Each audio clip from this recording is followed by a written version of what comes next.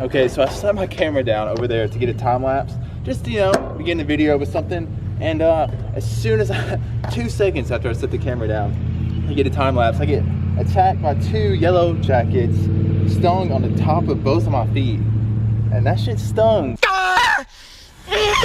for a couple minutes. And hopefully now, I got me on camera running away from them. Hopefully if I get stung right now, it's actually on camera, you know, at least a little bit of content, you know, like I can just put the title of this video, I almost died.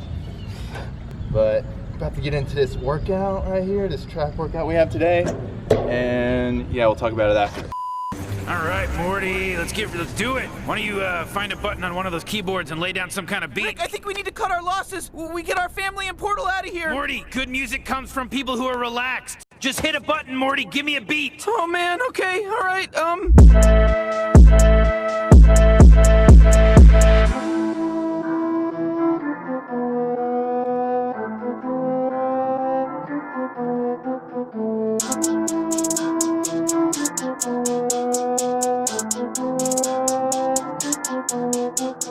All right, what's up guys? So I just finished that track workout. I put the track workout on the screen as I was doing it, but welcome to the video. I don't think I introed the video yet.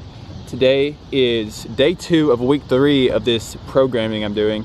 And let me give you a little update on the scheduling for this week. This week we have 2 3-mile runs. I got yesterday's 3-mile run done yesterday, and I got today's 3-mile run done today. We have 1 day of a 5 to 8 mile run. We have 1 day of a distance run of 6 to 9 miles, 2 days rest, and 1 day of cross training, which I'm gonna be using a bike. But yeah, I just got done with that workout. Just got done with these sprints. It's the second time I've done this workout. It's definitely not getting any easier, but I'm gonna go clean up, probably dry off because I'm soaked, and head to the gym, jump into a leg day. Been looking for every reason to neglect legs. Not anymore. I'm gonna start hitting them more regularly. I don't know why I haven't been, because I've been pretty lazy, and running has been my excuse, but not anymore. I'm gonna continue hitting legs twice a week. First, I'm gonna go dry off, probably change because I'm disgusting. But yeah, let's just hop on over to the gym.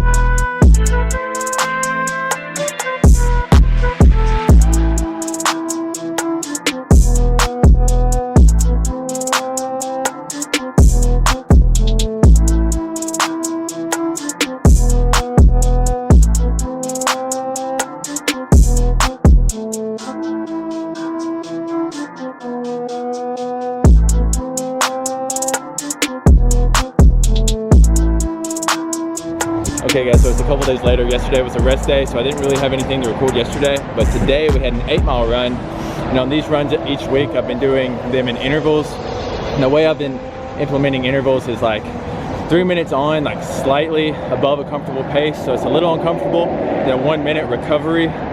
So it's gonna be like a really light jog, that 1 minute, but I've been doing 3 minutes on, 1 minute off.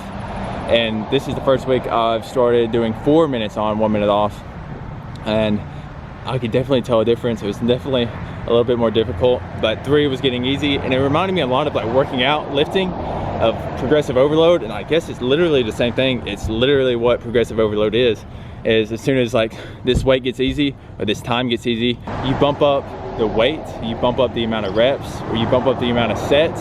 And it's just, pretty much goes hand in hand, and it really reminded me of that today. But yeah, I don't really, at this point in time, I don't really know where this video is headed, but I'm sure you do from probably the title and the thumbnail. But okay, let's just jump into that. I think I've got an idea. Let's get into that.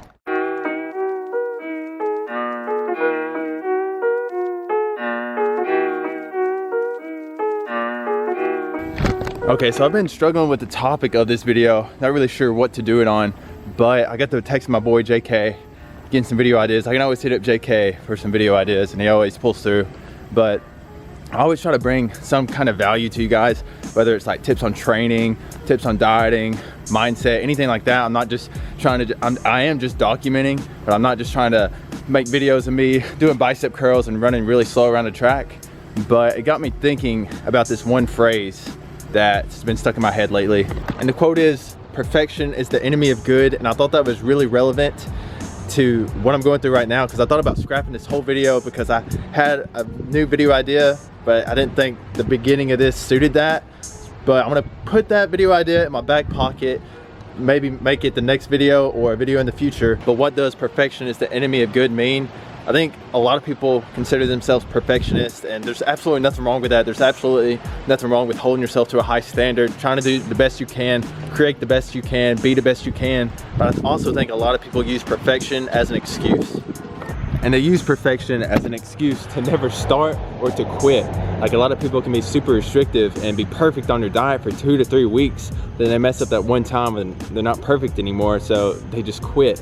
When in reality, it would be good enough to be on your diet 80% of the time, and 80% is the majority of the time, and be able to sustain that diet for weeks at a time, months at a time, years at a time, and you'll get to your goal instead of just quitting whenever you're not perfect that one time.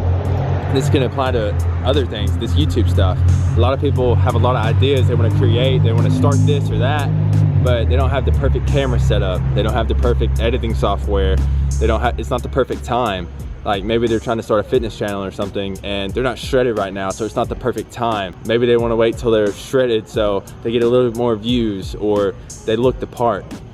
And back to the equipment stuff, like, your camera on your phone is good enough to start out. The editing software that's free on your computer, if you have a MacBook, you have iMovie, that's good enough. Or you can download a free editing software that is good enough to start. And this could apply to business. Like, a lot of people are waiting for that perfect time to start, and it's never gonna be the perfect time. And I'm not trying to be motivational. No, I think that shit's cheesy.